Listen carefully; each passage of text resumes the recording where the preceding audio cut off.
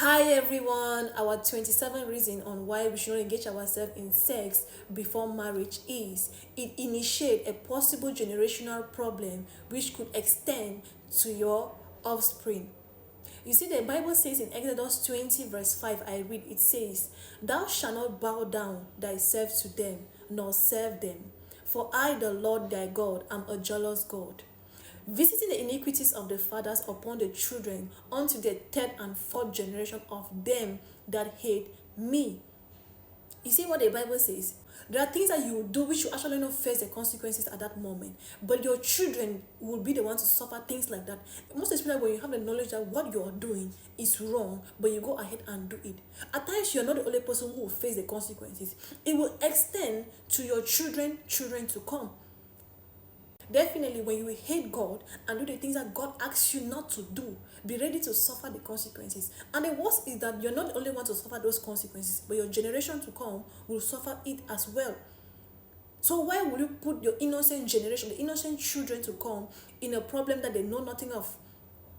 In a situation that they don't know anything, they'll be the one to suffer the consequences of your action. When you have the knowledge that doing things like that is not good, we should really avoid things like that. We should not engage ourselves in things which our generation to come will suffer from it. A clear example of this kind of situation in the Bible is Abraham, which Abraham carried the consequences of sex outside of marriage. Abraham slept with his wife's maid Hagar and gave birth to a child. And if you continue to read right down, you will see that those things actually followed. The son actually slept with his own wife too. You see, the thing became like a generational curse, which every child from this one to this one, and if you read down right up to Genesis 16, you will see all these things. Like it started going down from step by step. This one sleep with this one sleep with this one. All because it started from the father. The father initiated it by sleeping with the wife's maid. And it continued right down to the generation. So we should really avoid sex before marriage. We should not engage ourselves in things like that. Because we may do that for the moment, pleasing ourselves, but your nearest future, your generation to come, suffer things like that. You see some cases where a child from the beginning, the things that their father did in the past, start following those children. You see, for example, maybe the mother was a prostitute. At the end of the day, you see that child being a prostitute too. Maybe the mother gave birth to the child out of wedlock. You find the child giving birth to children too out of wedlock. I even see cases where a mother will give birth to children and not end up getting married. Then the child grows and follow the footsteps of the mother. When that child doesn't pray to disconnect herself from those curses of the past, to disconnect herself from those things of the past, or she will find themselves doing the same things the parents did. Why? Because of one mistake of the parents. So as a young girl or a young boy out there, be watchful. Pray yourself out of some generational curses. Pray yourself out of the mistakes of your parents. Disconnect yourself completely from it in order to be free. At times you find some girls go about sleeping around with men which they do not want to.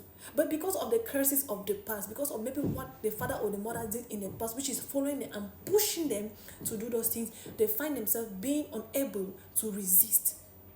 And in such cases, they only have to go through deliverance in order to be free. So when you're doing some kind of things, do not only do that to satisfy yourself at that moment. Think of your generation to come. Do not engage yourself in sex. Because there are curses that we carry out from things like that, which follows our generation. Do not put innocent children in the nearest future into problems where they will have to start seeking for solution. They will have to start going from church to church, all in the name of prayer and deliverance. Do not do that. Stop engaging yourself in sex. Run away from it. My sisters, hold yourself tight. No matter how itchy you feel, no matter how you may be in a mood of having sex, hold yourself tight. Value that dignity of yours. Do not give in to any kind of a person. Do not go about sharing to anyone out there. Do not. It will cost you nothing to stay away from sex. Keep yourself. Keep yourself. Thank you, and our note for today. Our iniquities can visit up to our third and fourth generation, so we should stay pure. Thank you, and see you on day 28.